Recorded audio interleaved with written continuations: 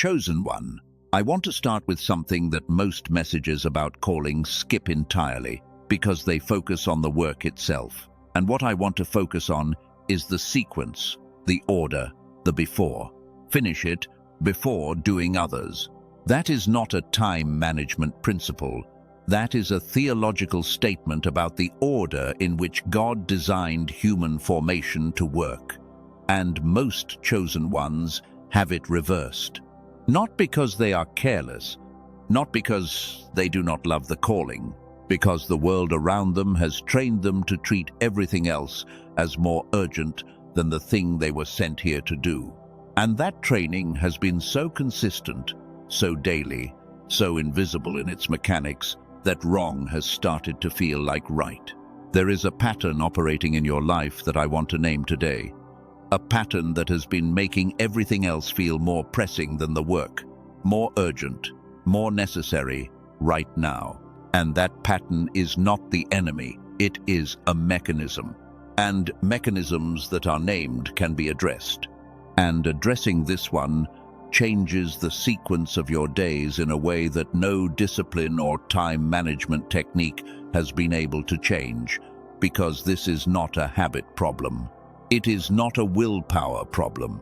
It is not a scheduling problem. It is a receiver problem. And the receiver is about to come online. Type "my only job" in the comments right now if something in you just exhaled when I said that.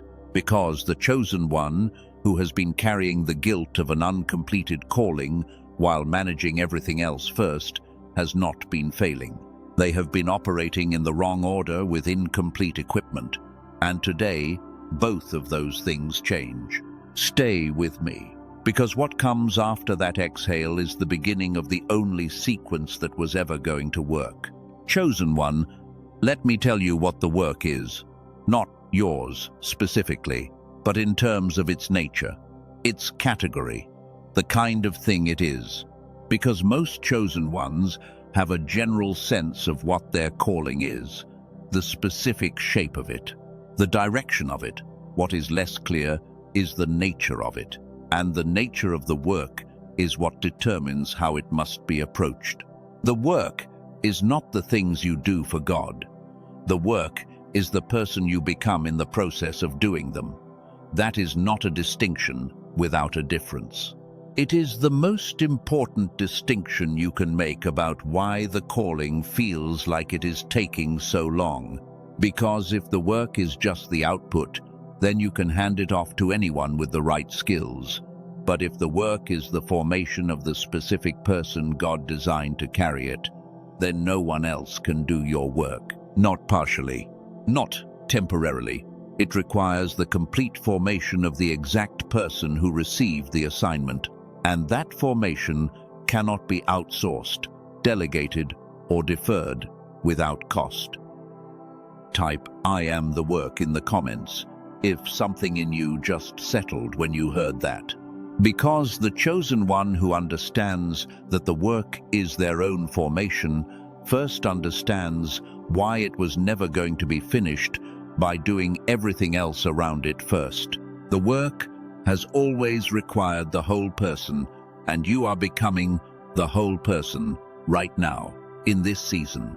And everything in this message is going to confirm why that is both the most urgent thing and the most sacred thing you will ever do. What that means for the sequence of your days is this. The work is not the last item on the list. It is not the reward you receive after you have finished the obligations. The work is the first obligation, the one from which all other obligations derive their meaning and their capacity to be fulfilled well. When the work is last, everything before it is operating without the formation that makes it what it was designed to be. When the work is first, tectively. Everything after it benefits from the person the work is forming. That is not a theory. That is the architecture of how God designed the chosen one to function, and you are about to understand it completely. Chosen one, let me give you the signs, the ones that confirm you are in the season the title of this message is describing.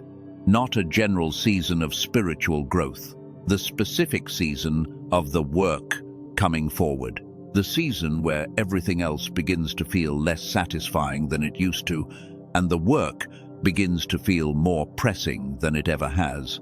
The first sign is a chronic sense of productivity without purpose. You are busy, you are accomplishing things, the list gets done, and at the end of the day, there is a quiet dissatisfaction that the busyness was not supposed to produce.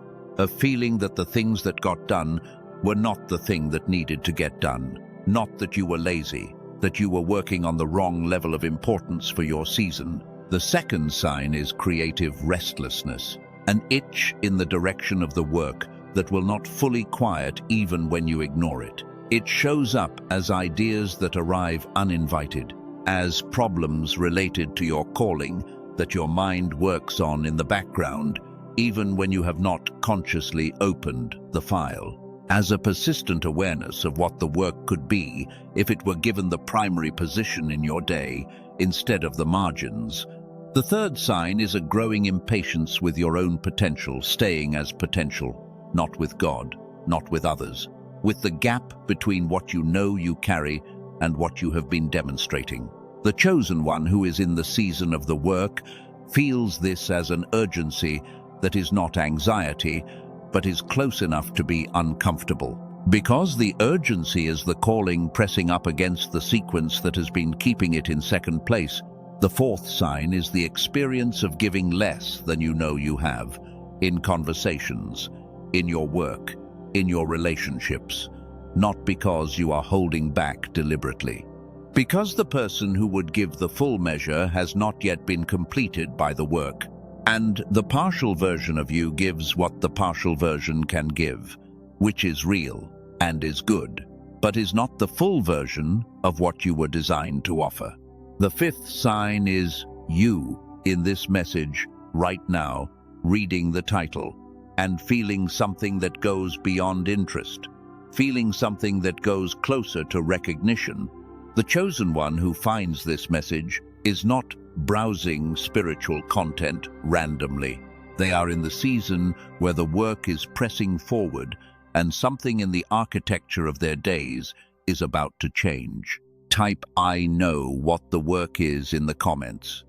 Not as a statement about certainty, as a declaration of willingness to acknowledge what you already know. Because the chosen one in this season does not need more information about what the calling is. They need permission to put it first. And this message is that permission, arriving exactly when it was supposed to arrive. The first thing we are going to do in this message is understand the obstacle, the specific pattern that has been keeping the work in second place. Because you cannot move it to first place without understanding what has been keeping it from that position. And the obstacle is not what you think it is. And I want to tell you what the obstacle is not, before I tell you what it is. The obstacle is not time. The chosen one who says they do not have time for the work has the same hours as the chosen one who has made the work their primary occupation. Time is not the variable. The obstacle is not discipline. The chosen one who has been faithful in spiritual practice, in prayer, in consistency, has demonstrated that discipline is available when it is applied to the right target. The obstacle is not readiness. You are ready. You have been ready. That is not a motivational phrase. It is an honest assessment of where you are in the formation process. And the obstacle is not permission from the people around you, though you may have been waiting for it as if it were. The permission was given before your formation began. It does not expire, and it does not require renewal from anyone in your life who has not read the assignment. Chosen one, let me name the obstacle, and the one that has been keeping the work in second place long enough that second place has started to feel like its natural position. I am calling it the distraction tax. The distraction tax is not what you think a distraction is. It is not the obvious interruptions, the notifications, the urgent requests, the emergencies. Those are visible and you can manage them. The distraction tax is something subtler. It is the cumulative cost of a receiver that is not operating at the synchronization level required to make the work feel as accessible as everything else that is competing for your attention. Here is how it works. The work, your actual calling, requires a specific kind of mental and spiritual access.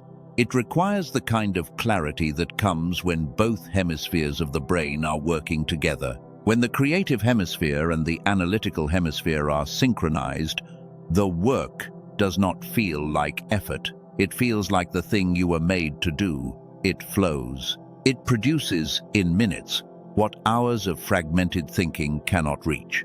But when that synchronization is disrupted, and for most adults in the modern world it is chronically disrupted, the work becomes the hardest thing to access. And here is what makes the distraction tax so costly. When the work is hard to access and everything else is relatively accessible, the sequence defaults to everything else.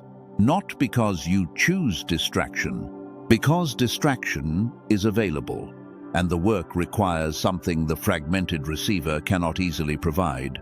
So the email gets answered, the obligation gets fulfilled, the request gets honored, and the work waits. One more day, one more week, one more season, while the tax accumulates. The distraction tax is not paid in lost time alone, it is paid in lost formation. Every day the work is deferred is a day the person it was forming does not advance. And because the work is the formation, not just the output, the cost of deferral is measured not in deliverables missed, but in the becoming that was postponed. The version of you that completing the work produces is delayed by every day you pay the distraction tax without knowing what you are paying. And here is the most important thing about the distraction tax. It has a solution that does not operate at the level of willpower, not at the level of a new morning routine. It operates at the level of the receiver itself. When the receiver comes online fully, when the hemisphere synchronization is restored, the work stops being the hardest thing to access and becomes the most natural. The sequence corrects itself, not because you forced it to, but because the biology that was always designed to make the work feel like the primary thing is functioning the way it was designed to function. Type the tax is done in the comments if you recognize what has been happening in your seasons of delay, because naming it is the first step to ending it. This is the sequence that has been running in the background of your delay. The work is not absent. You have not lost the calling. What has happened is that the access layer, the part of the receiver that makes the work feel more accessible than the alternatives, has been operating below the threshold it was designed to operate at. And below that threshold, the default sequence takes over. Everything else comes first, not because you decided it should, because the system defaulted when the receiver did not provide what the work requires to feel primary. Now I want to introduce you to something I am going to come back to later. Over the past several years, a team of researchers led by a neurologist in New York City discovered that the synchronization between the two hemispheres can be restored in a form that a person living a full life can use daily. 8 minutes. That is the physical requirement. I will tell you more about what they found later. But right now, hold this. What if the reason the work has been in second place is not a character flaw? What if it is a fixable neurological condition? What if 8 minutes a day could move it back to first? Chosen one, let me be specific about the pain, because I have found that when I name it precisely, something shifts. You stop blaming yourself and start understanding what is actually happening. The pain of the work season is not the pain of having nothing to give. You have things to give. The pain is that you are giving them in the wrong order. You are giving from a version of you that has not yet completed the formation that the work was designed to produce. And giving from that place, though generous, though real, though valued by others, comes at a cost that you feel but may not have the words for yet. I am going to name it now. When you help someone else before finishing the work, you give them a version of you that is incomplete, not broken, not worthless, incomplete, like a letter delivered before the final draft. The truth is there, the heart is there, but the full weight of what you were meant to give is still forming, and you sense this even when they do not. There is a hollow feeling after you pour out, a sense that you gave much but not quite the thing, that the most important thing was left unspoken because you did not yet have access to it. That is not imagination. That is the signal of a person who has the work and has not yet done it. And the cruel thing is that this creates urgency to give more. Because the giving did not satisfy you, you return to the source, hoping the next time will. But the source of the dissatisfaction is not the giving. It is that the giving preceded the becoming. The becoming that would have made the giving complete is still waiting in the work that you have not yet done. Type this in the comments if this is your season, just the word this. Now, let me go deeper into the mechanism, because understanding it changes the relationship you have with the people you are delaying to help. When you prioritize others before completing the work, you are not being selfless. I want to say that carefully, because the instinct to help is good and right. But the cost of help that comes before formation is not paid by you alone. It is also paid by everyone who receives a version of you that is not yet fully assembled. They get less than what they were meant to receive. Not because you held back, because you had not yet become what you were supposed to become before reaching them.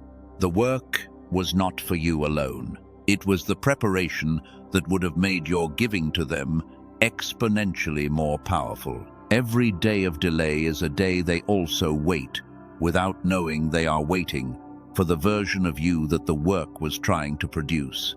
And your people are waiting, not impatiently, but they are waiting for a version of you that does not yet exist in full, because the work that forms it is still waiting on your first move. If you are watching this, and you know exactly what I am referring to, I need you to take an action right now. Not because I am asking you to perform for an algorithm, but because the act of declaring something true is the first physical step toward making it real.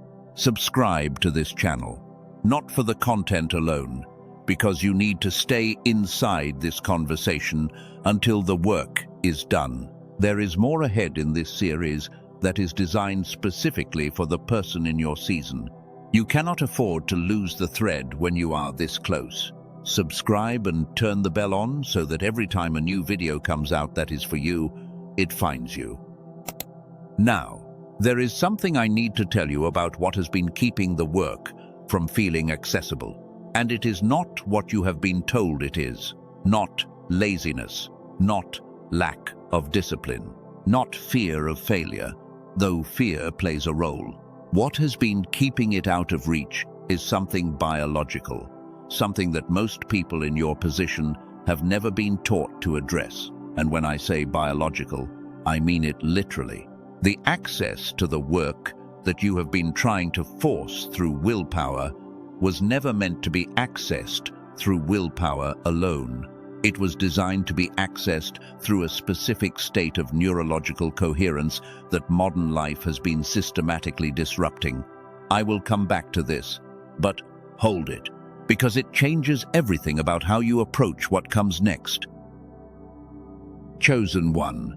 There is a specific kind of spiritual obstacle that comes not from darkness, but from light. This is the one that almost no one talks about. And it is the one most common in the person who has been given the work. I am calling it formation guilt. Formation guilt is what happens when you have internalized a theology of service so deeply that serving others has become the primary way you know you are acceptable to God. It is not that you love yourself too much. It is that you have confused faithfulness with availability. You believe, below the level of words, that being a good steward of the calling means always having your hand extended, that saying no to a need means saying no to God, that withdrawing to do the work, withdrawing from the visible, from the grateful responses, from the clear and immediate fruit of helping, is somehow selfish, that the work, because it is internal, because it takes time, because its fruit is not immediately seen, is less holy than the service that is visible right now. And so you serve, and you serve well, and God honors the heart behind it, but the work waits, and waits, and waits. Formation guilt is not a character flaw. It is a sign that you take the call to love others seriously, but it has been weaponized against the thing that would make you the most effective servant of all. Because the person you become when you finish the work is not a less available person. It is a more powerful one. The formation does not reduce your giving capacity, it multiplies it.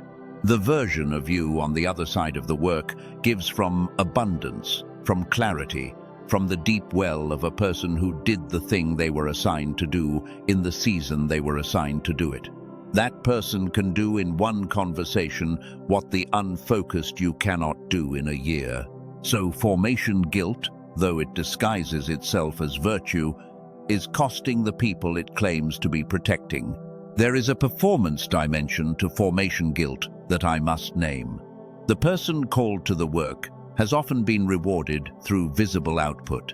Others see it, affirm it, respond to it with gratitude. And because the work, in its early stages, is invisible, it generates none of that feedback. So, without the validation loop they have been trained to run on, they drift back to what the approval confirms is valuable. And the cycle holds. What breaks it is not discipline alone. It is access.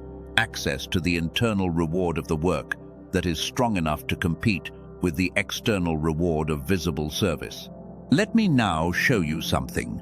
A picture of what becomes possible when the work is completed. Not a vague image, a specific one. Picture the version of you that has done the work. They wake in the morning with a clarity that you can only feel in the best moments right now. The question of what matters most is not a question anymore. It has been resolved, not by force of will, but by the completing of a process that resolved it from the inside. The work that used to compete with the work no longer competes because its relative weight has shifted. Not because life became less demanding, because the person navigating life became someone whose priorities are established rather than perpetually negotiated. That person gives to others from a place of overflow, not from a place of obligation. They help because they have something to give that they know is real, not because they are afraid of what happens if they stop helping. Their service is specific, targeted, exactly what their people need, because the work clarified not just what they do, but who they are for, and what that specific person with that specific gift has to offer the world. This is not a fantasy. This is the natural state of a person who has completed the formation their season required. It is what has been waiting on the other side of the work all along. Are you beginning to feel the weight of what is actually at stake? Chosen one, I want to tell you about a man who had to lose an entire identity before he could do the work he was called to do. Moses, raised in the palace, educated in the most sophisticated civilization of his era. He had the proximity to power that most people spend their lives trying to acquire. He had the language, the training, the access. From the outside, he looked ready. He looked like the man, and he even tried to act like the man. He saw an Egyptian beating a Hebrew, and he intervened. He did something. He gave what he had in the moment he had it, and it cost him everything. He fled into the desert. And here is the part of the story that the person in your season needs to sit with. Moses spent 40 years in the wilderness before God spoke from the burning bush. 40 years. Not 40 days, not a 40-hour retreat. 40 years of anonymity, of obscurity, of tending the flock of another man in a place where no one from his former life could see him. 40 years before the work that he was actually assigned began. And when it began, when God finally said, "Go," Moses was 80 years old. And what came out of him in those years that followed was not diminished by the waiting, it was compounded by it. The 40 years in the wilderness were not wasted time. They were the formation that the work required. He could not have led a nation of former slaves out of Egypt and through the wilderness as the man he was at 40. He had to become someone else first. He had to lose the Egyptian identity entirely.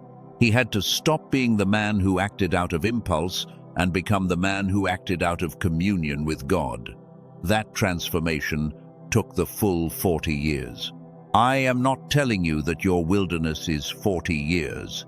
I am telling you that the person who entered the wilderness and the person who came out were not the same. And the difference was not in their capability alone. It was in their formation. The work of becoming Moses, the actual Moses, the one God could use, required a season that looked like delay and was actually the most important work of his life. What is the wilderness doing in you right now, chosen one? What identity is it dismantling? What version of you is dissolving so that the version the work requires can emerge? Type wilderness in the comments if you recognize your season in this story. And I want you to know something. This video is part of the work. Watching it is not avoidance. You are here because you were assigned to be here. And the awareness growing in you right now is part of the formation. Do not leave without doing one thing. Leave a comment. Tell me what the work is that you have been putting in second place, not for me. Because naming it out loud is one of the most powerful activation steps you can take right now. And while you are here, make sure you are subscribed. There is a specific sequence of content coming that I have designed for the person in your exact season. You need to be here for the next piece. Subscribe.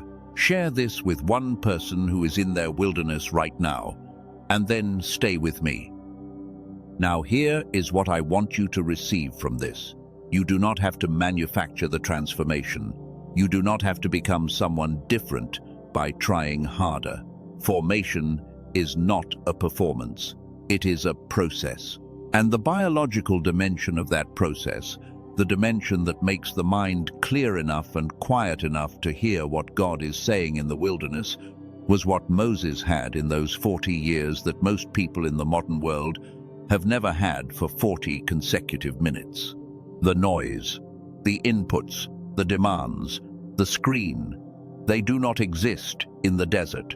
And the receiver, uninterrupted by the relentless stimulation of the modern environment, was able to synchronize in a way that made the voice of God accessible in a burning bush.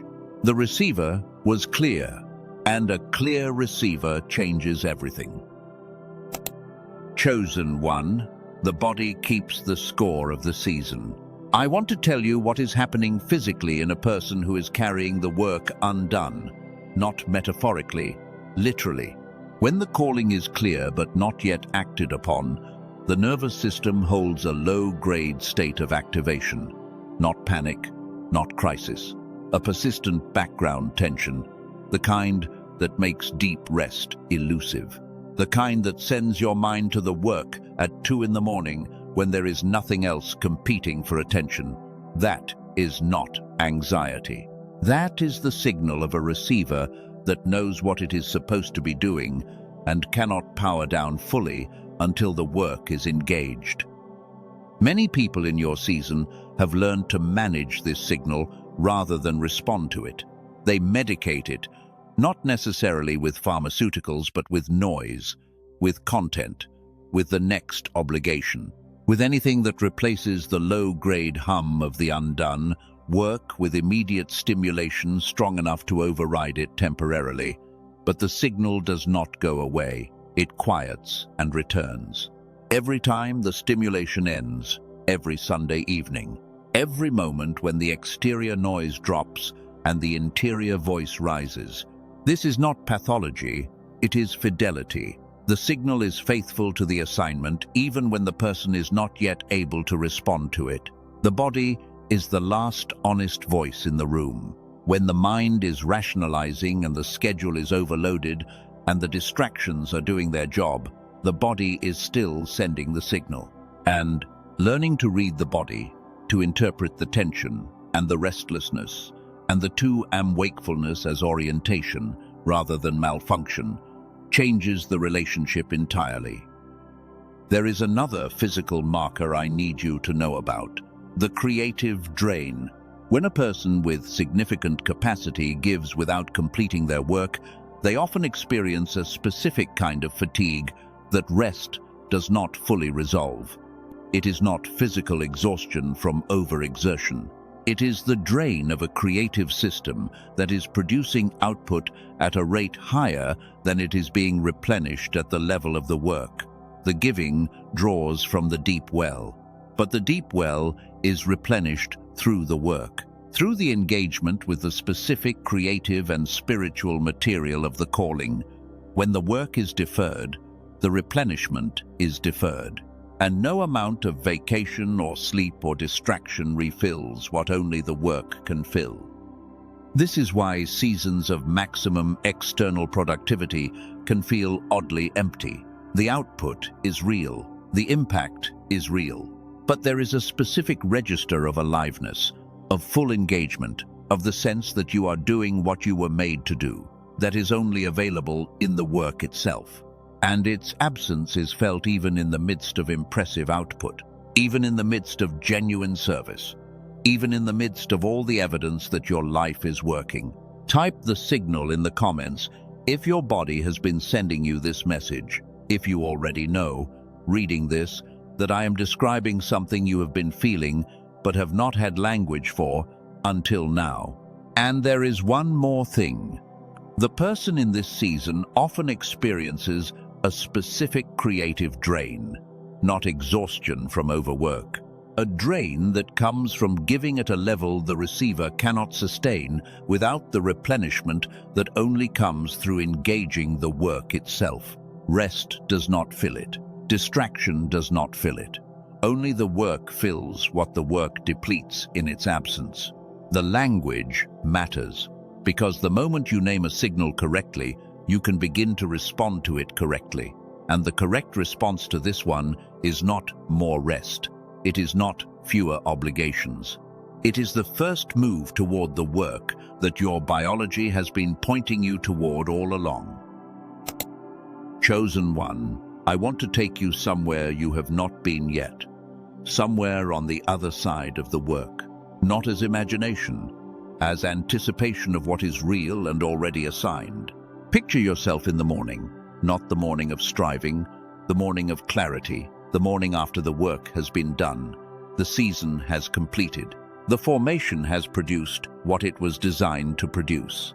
You open your eyes, and there is a quality to the waking that is different from what you know now. The first thought is not the list. It is not the anxiety of uncompleted things. It is something more like recognition. You know who you are. You know what you are for.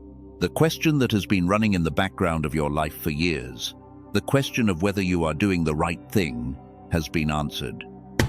Not by success, not by the response of others, by the internal certainty of a person who has done what they were assigned to do. This is the morning that waits on the other side of the work. And in that morning, the way you help others is different. You give with specificity now. You know what you have. You know who it is for. You know what it costs, and you give it anyway, because you are no longer giving from the place of obligation or guilt. You are giving from abundance, from the deep well of a person whose formation has completed its primary task. Every relationship you touch is changed because you are changed. Every conversation has more weight because you carry more truth. Every act of service lands with more power because it comes from a person who did what they were supposed to do first. That version of you already exists. It exists in the plan. It exists in the assignment.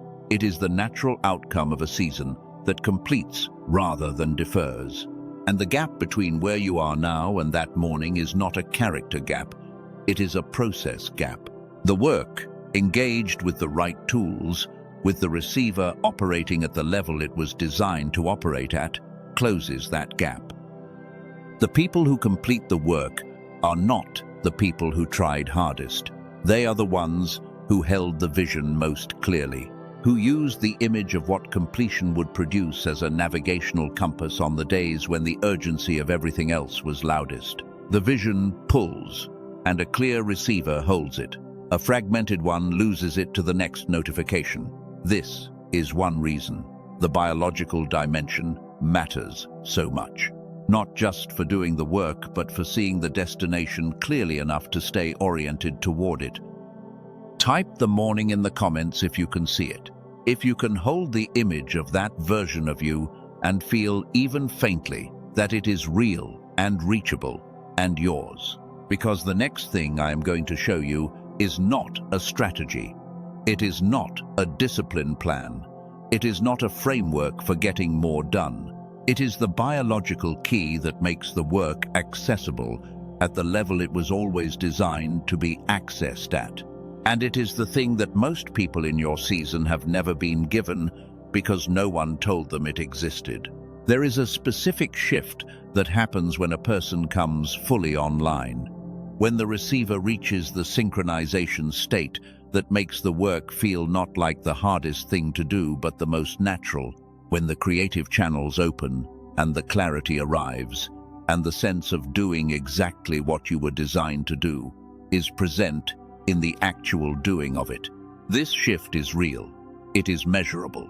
And for 18,456 people who have already found it, it has changed the sequence of their mornings and their seasons. I will show you what they found in just a moment. Stay with me.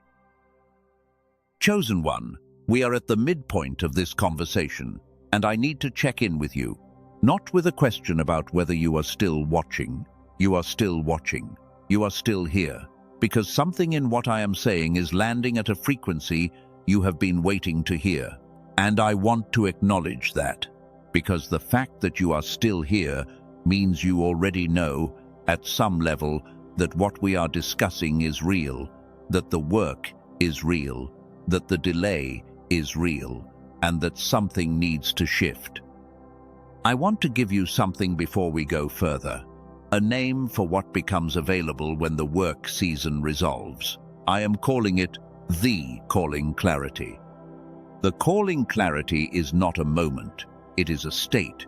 It is the state of a person who has done enough of the work that the question of what they are for has been answered from the inside, not from external validation, not from a breakthrough conversation, not from a personality assessment or a spiritual direction session, though those things have value, from the actual doing of the thing they were assigned to do, from the showing up, the producing, the failing and refining, the slow accumulation of evidence that the person who is doing this work is the person who was always supposed to do it. In the calling clarity, decision-making is different.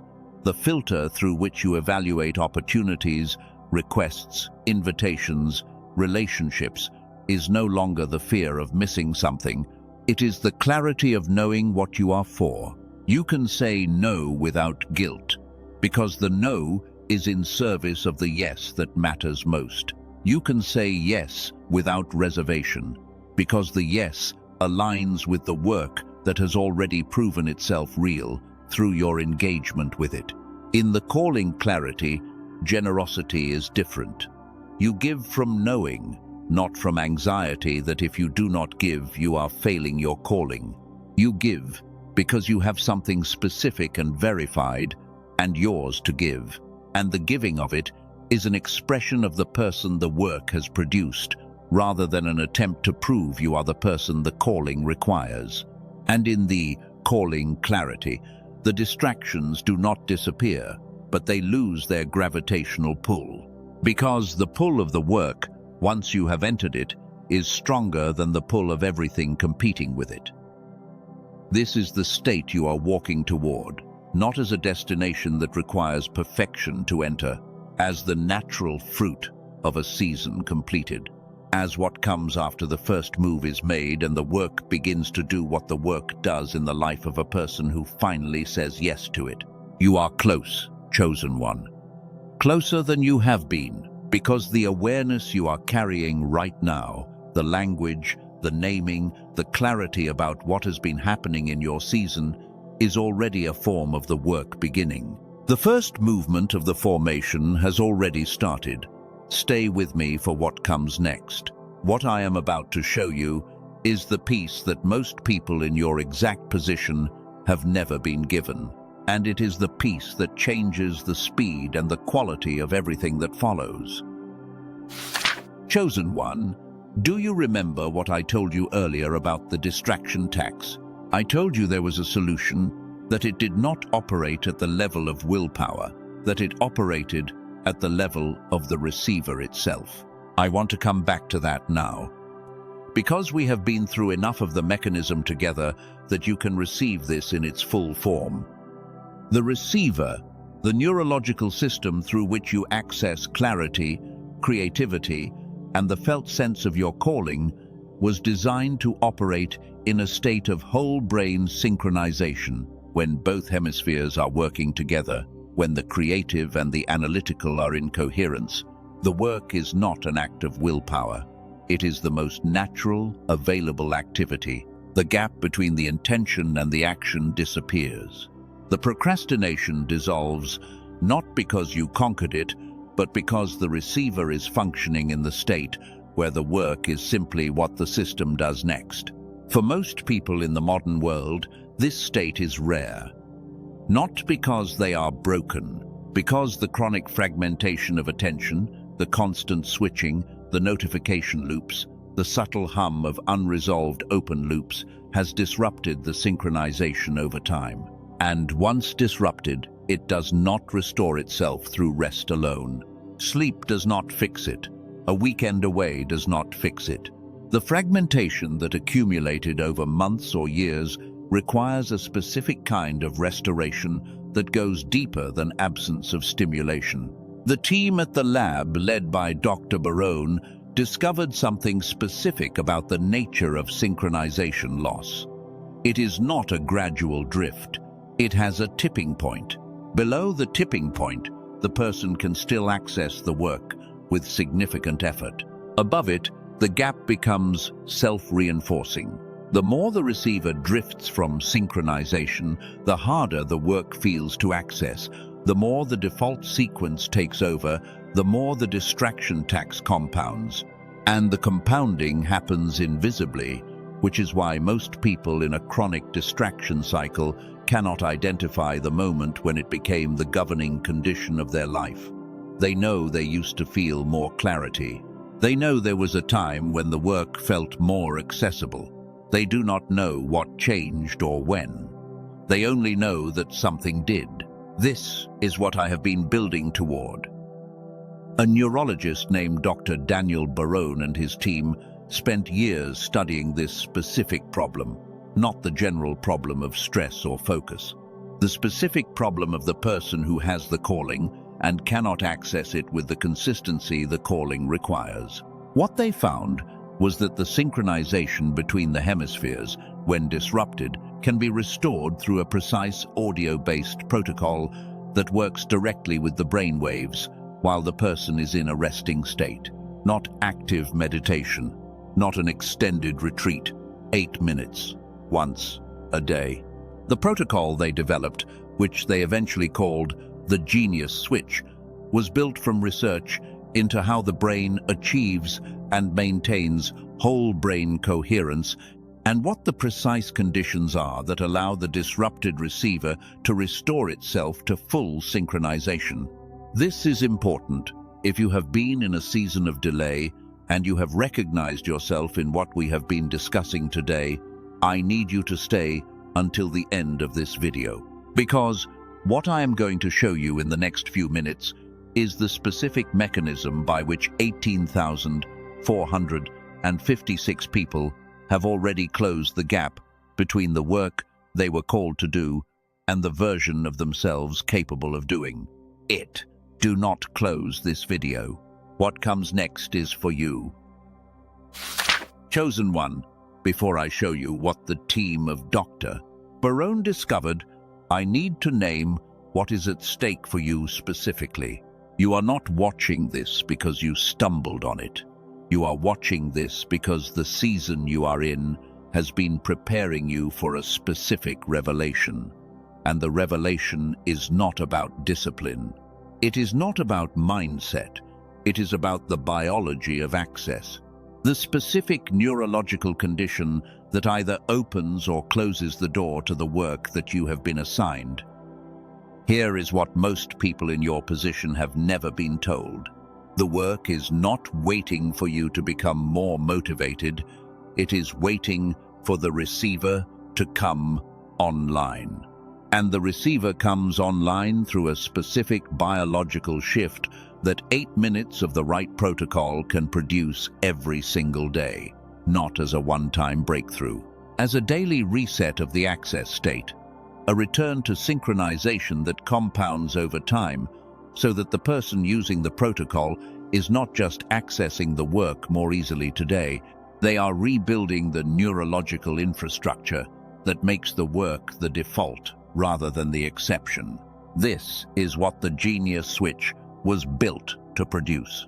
The Genius Switch is an audio-based synchronization protocol developed by Dr. Daniel Barone and his team of neuroscientists. It uses neural sync technology, a precisely calibrated audio approach, to guide both hemispheres of the brain into whole brain coherence. The result is the specific access state where creativity, clarity, and the felt sense of calling become available without effort. The state where the work stops being the hardest thing to start and becomes the most natural thing to do. You do not need to be in a special location. You do not need an hour. You do not need to be a meditator or have any prior practice. You need 8 minutes, a set of headphones, and access to the protocol. That is the entire physical requirement. Here is why this matters for where you are right now. The tipping point of synchronization loss that I described, the invisible threshold beyond which the fragmentation becomes self-reinforcing, is reversible. The research behind the Genius Switch is built on the discovery that the brain retains its ability to restore whole brain coherence when given the right conditions at the right time in the right way. The disruption is not permanent. The access is not gone. It has been waiting for the condition that makes restoration possible. 18,456 people have now used the Genius Switch to cross back through the tipping point.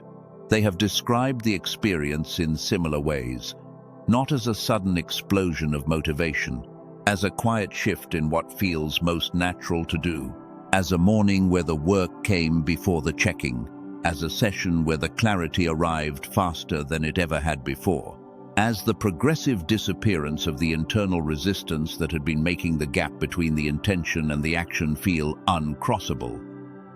At just $39 and protected by an ironclad money-back guarantee, the question is not whether you can afford it. The question is whether you can afford another season of paying the distraction tax. You can find this protocol in the description below. The link will take you directly to the research, the protocol, and the testimonials of the people who are on the other side of the tipping point right now. Use what is in the link below. What makes the protocol different from what most people have already tried is the specificity of the target. It is not a relaxation tool. It is not a sleep aid. It is not a general wellness protocol. It was built specifically for the problem of synchronization loss in high-capacity individuals who know what they are called to do and cannot access it with the consistency the calling requires. That specificity is the reason 18,456 people who had already tried everything else found something different when they found this. The ironclad money-back guarantee is not a marketing gesture. It is the research team saying that they are confident enough in what the protocol does, verified across thousands of users, to put the full risk on themselves rather than on you. If you do the protocol for the recommended period and the synchronization state does not arrive, you pay nothing. That is not a discount. That is confidence backed by data. The link is in the description. The investment is $39. The guarantee is in place. What you are risking by clicking the link is nothing. What you are risking by not clicking it is another season of the distraction tax. Another season where the work is in second place, and the version of you that completing it would produce is waiting on the other side of a threshold you have not yet crossed. And when you arrive at the page, read it carefully, because what you will find is not a product pitch. It is the scientific explanation of why the thing that has been stopping you is not what you thought it was, and why 8 minutes a day of the right input changes the entire equation. Chosen one, I want to take one more moment with the resistance before we move into the closing of this conversation, because the resistance is going to come. It always comes in the moments after a revelation like the one you just received, and it comes in a specific form for the person who is close to the work. The resistance will say that this is too simple, that a protocol lasting 8 minutes cannot be the thing that was missing from a calling that has been in second place for years. The resistance has a good case. You have been working on this for a long time. You have tried discipline. You have tried accountability. You have tried restructuring your schedule, and none of those things produced a permanent shift. So the resistance will argue that this cannot be it either.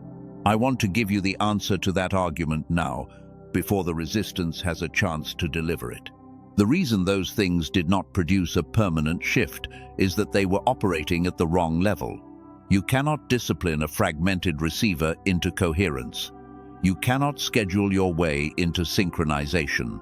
You can build the right structure around an unsynchronized receiver, and it will still produce fragmented output, because the tool is not operating at the level the work requires. The structure was never the problem. The receiver was, and you cannot fix the receiver with structure. You can only fix it with an input that targets it directly. That is not too simple. That is the right level. The resistance will also say that you have tried things like this before: audio tools, focus supplements, productivity systems, and they did not work. The answer to this is also specific. Those tools were not built for the problem of hemisphere synchronization. They were built for attention management, for stimulation, for energy. The problem they were targeting was not the problem you actually have.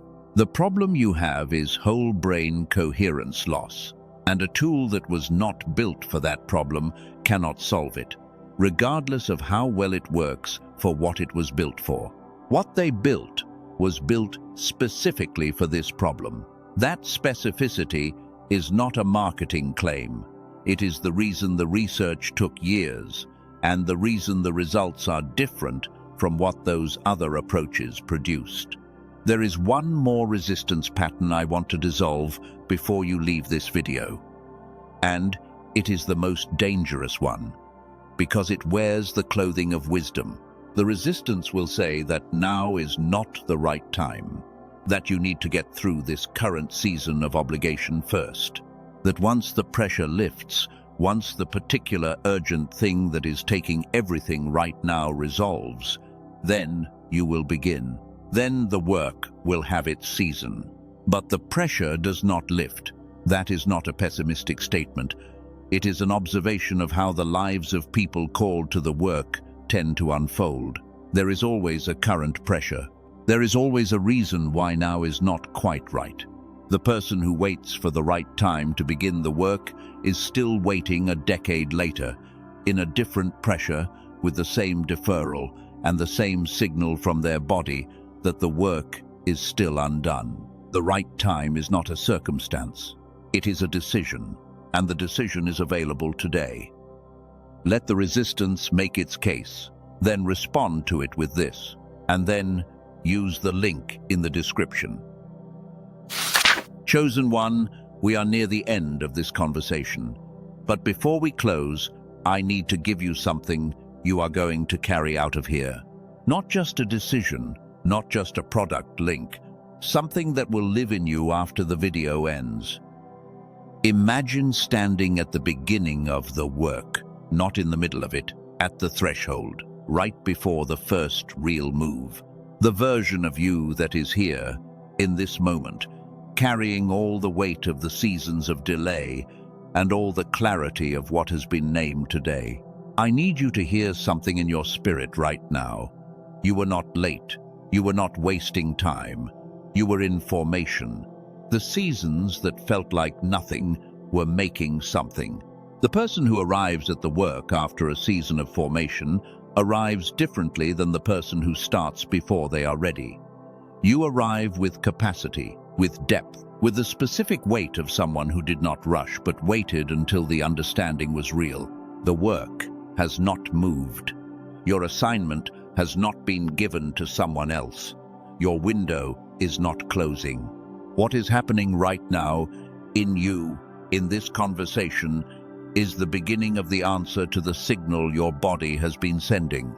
The first words spoken into the waiting, and what you do next matters. Now I want to take 1 minute to do something together. I am going to guide you through a brief activation, not a visualization, not a spiritual exercise from a script. A genuine moment of inner positioning that I have found helps the person at this specific threshold. I am going to ask you to do this with me. Find a comfortable position, not lying down, seated but relaxed. Place both feet on the floor. Uncross your arms. Close your eyes if you can. I want you to locate the work. Not mentally, in your body. Where do you feel the pull of it? Not the pressure. The pull. It might be in your chest, your stomach, the back of your throat. Find it. Rest your attention there. Now hold this sentence without saying it out loud. I am the one who is supposed to do this. Let that land. Let it be true. Let it stop being a question and become a statement. I am the one who is supposed to do this. The work belongs to me. The season is now. The receiver is coming online. When you are ready, come back. What you just felt in that moment is real. That is not performance. That is orientation. Your system just confirmed the signal. And the next move, the first move toward the work, is the response to that confirmation. You know what it is. You have known for a while. Chosen one, the work you are called to do on this earth is not a burden. It is the most generous thing you will ever give. Not just to the people who will receive it, to yourself, to the version of you that was designed to produce it, to the formation that was always trying to happen and has been waiting for the season where you finally said yes to the thing before all the other things. Today is that season. Not when the pressure lifts, not when the schedule opens, not when the right conditions arrive. Today, right now, in the life you are living with the receiver you have.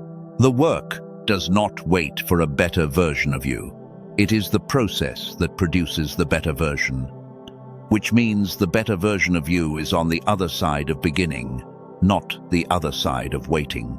You have been waiting long enough, and the biological support for the beginning, the 8-minute daily reset that restores the receiver to the synchronization state the work requires, is available to you today.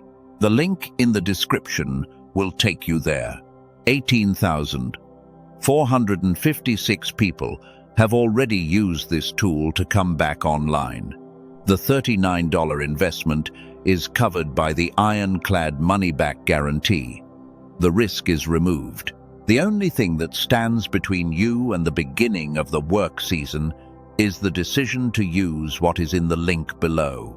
Use it today, not as a commitment to perfection, as the first move, the one move that starts the sequence.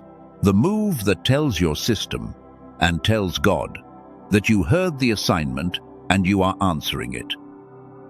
I am going to close this conversation the same way I opened it. You are not watching this because you wandered here. You are here because something in you has been reaching for exactly this language, this naming, this permission. The work that is waiting is not a test. It is not a punishment for what you have not yet done. It is a gift. It is the thing that makes you the most fully yourself. And the people who need the version of you that the work produces have been waiting for exactly as long as you have been delaying. It is time. Not tomorrow, now. The work is yours. The season is here. The receiver is waking up. And the first move is the only one that costs you anything. Every move after that is the work, doing what the work does, forming you, releasing you, making you the person you were always supposed to be on this earth. Do the work. Finish it before doing others. Then give everything. That is your only job from now on. I will see you in the next video, chosen one. What comes next in this series is built for the person who made the first move. So make the move and come back. I am waiting for you on the other side of it.